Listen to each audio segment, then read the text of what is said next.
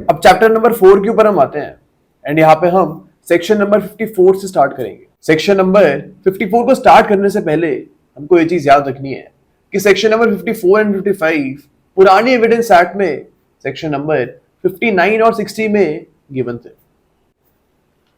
यहां पे लिखा हुआ है all facts except the contents of documents may be proved by oral evidence, यानी आप किसी भी फैक्ट के प्रूफ का ओरल एविडेंस दे सकते हो। ओके, फॉर एग्जांपल आपको ये प्रूफ करना है कि ए ने मर्डर किया या फिर नहीं किया, तो यहाँ पे अगर किसी भी आई विटनेस ने ए को मर्डर करते हुए देख लिया था तो वो इस चीज का ओरल एविडेंस दे सकता है। लेकिन यहीं पे हमको एक एक्सेप्शन भी गिवन है दैट कंटेंट्स ऑफ डॉक्यूमेंट को आप ओरल एविडेंस से प्रूफ नहीं कर सकते हो। इसका क्या मतलब होता है? फॉर एग्जाम्पल ए और बी ने मिलकर आपस में एक कॉन्ट्रैक्ट कर लिया। ओके, अब यहाँ पे ए बोलता है बी को that I will pay you 2000 rupees. Okay, अब इन दिस केस आगे जाके एक कोर्ट में ये बोलता है कि मैंने 2000 रुपए के लिए नहीं बोला था, बल्कि यहाँ पे मैंने 1000 रुपए देने के लिए बोला था, 1000 रुपीज देने के लिए मैंने बोला था। अब यहाँ पे ए जो है इस फैक्ट को प्रूव नहीं कर सकता बिकॉज ऑलरेडी रिटन डॉक्यूमेंट हमारे पास है। तो कोर्ट यहाँ पे जो कंटेंट्स ऑफ डॉक्यूमेंट है, डॉक्यूमेंट में क्या क्या लिखा था, उससे कंटेंट क्या थे, इसके लिए वो सिर्फ रिटन डॉक्यूमेंट को ही मंगवाएगा। यहाँ पे ए ये नहीं बोल सकता कि मैंने 1000 रुपए देने के लिए बोला था, because on this fact oral evidence is not admissible. यहां पे आपको कंटेंट्स ऑफ डॉक्यूमेंट को प्रूव करने के लिए रिटन डॉक्यूमेंट को ही लेके आना पड़ेगा। ओके, तो ये हमको सेक्शन 54 बोलता है। अब सेक्शन नंबर 55 के ऊपर हम आते हैं। यहां पे लिखा हुआ है कि जो हमारा ओरल एविडेंस है ये हमेशा डायरेक्ट होना चाहिए, यानी जो हमारा हियर से एविडेंस है, हियर से एविडेंस जो है ये आप एक केस में नहीं दे सकते हो। फॉर एग्जाम्पल ए बोलना चाहता है कोर्ट में आके कि हाँ मैंने बी का मर्डर होते हुए खुद देखा था, तो यहां पे हम बोलेंगे कि ये एक डायरेक्ट एविडेंस है, उसने खुद अपनी आंखों से मर्डर होते हुए देखा था, तो इस चीज की ओरल टेस्टिमनी ए दे सकता है। लेकिन अगर ए बोलता है कि मैंने बी से सुना था, यानी बी ने मुझको बोला था दैट सी ने डी का मर्डर किया, यानी ए ने खुद यहां पे कुछ नहीं देखा, उसको बी ने बोला था कि सी ने डी का मर्डर किया। अब इन दिस केस ये जो हमारा एविडेंस देना चाह रहा है ए, दिस इज अ हियर से एविडेंस, यानी सुनी सुनाई बातों पे वो एविडेंस यहां पे कोर्ट में दे रहा है। अब ये जो हियर से एविडेंस है this is not admissible because section number 55 पे जो हमारा रूल है वो यही बोलता है that oral evidence must always be direct. Okay, तो इसमें आप देख सकते हो लिखा भी हुआ है a fact which could be seen it must be the evidence of a witness who says he saw it, यानी जिस पर्सन ने उस फैक्ट को होते हुए देखा था उसी को आके कोर्ट में टेस्टिमनी देनी पड़ेगी। ओके,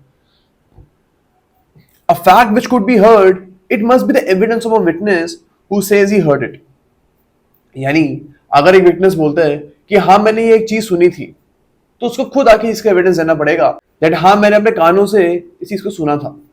फॉर एग्जाम्पल ए ने बी के ऊपर डेफेमेशन का केस कर दिया, एंड यहाँ पे सीक विटनेस आके बोलता है कि हाँ मैंने खुद सुना था दैट बी ने ए को डिफेम किया था, अब्यूसिव वर्ड्स यूज किए थे उसके खिलाफ। अब यहाँ पे ये एविडेंस एडमिसिबल है बिकॉज जिस विटनेस ने ये चीज सुनी थी वही विटनेस आके कोर्ट में टेस्टिमनी दे रहा है। तो यहाँ पे ओरल एविडेंस जो है हमारा ये डायरेक्ट है। ओके, थर्ड इसका बोलता है a fact which could be perceived by any other sense और in any other manner it must be the evidence of a witness who says he perceived it, यानी अगर आपने टच के through okay या फिर टेस्ट के through कोई भी चीज परसीव करी है तो वही बंदा इस चीज का एविडेंस दे सकता है कोर्ट में आके इस टेस्ट को या फिर इस सेंसेशन को फील किए।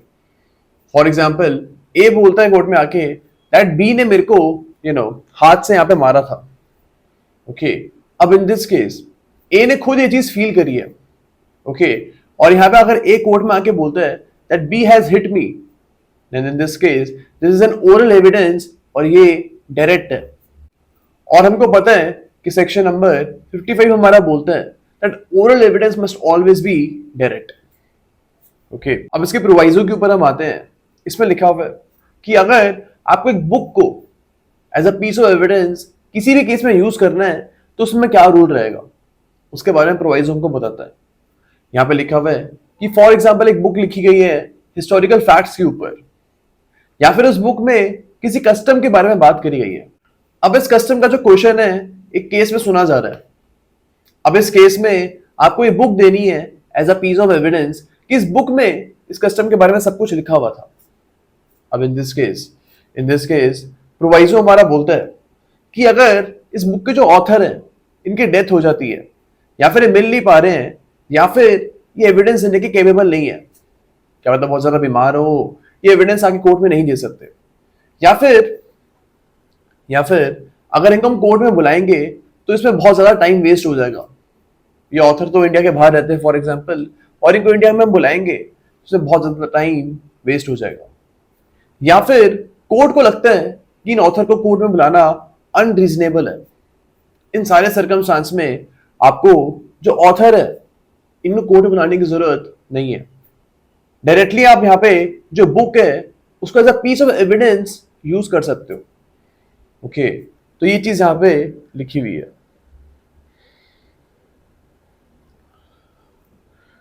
तो इस सर्कमस्टांस के बारे में प्रोवाइजो हमको बताता है, ओके जो इसका सेकेंड प्रोवाइजो है ये बोलता है कि अगर आपको किसी मटेरियल के ऊपर अपना एविडेंस देना है, सपोज आपको एविडेंस देना है एक फोन के ऊपर, तो आपको अगर कोर्ट बोलती है कि पहले आप फोन को लेके आओ उसके बाद आप इसके ऊपर टेस्टिमनी देना, तो आपको इस फोन की प्रोडक्शन करनी पड़ेगी, ओके तो यही यहाँ पे लिखा है कि अगर आपको एक मटेरियल के ऊपर अपनी टेस्टिमनी देनी है तो कोर्ट आपको बोल सकती है कि पहले आप वो मटेरियल को लेके आओ एंड उसके बाद आप इस मटेरियल के ऊपर अपनी ओरल टेस्टिमनी देना, ओके तो ये चीज के बारे में सेक्शन नंबर 55 हमारा बोलता है।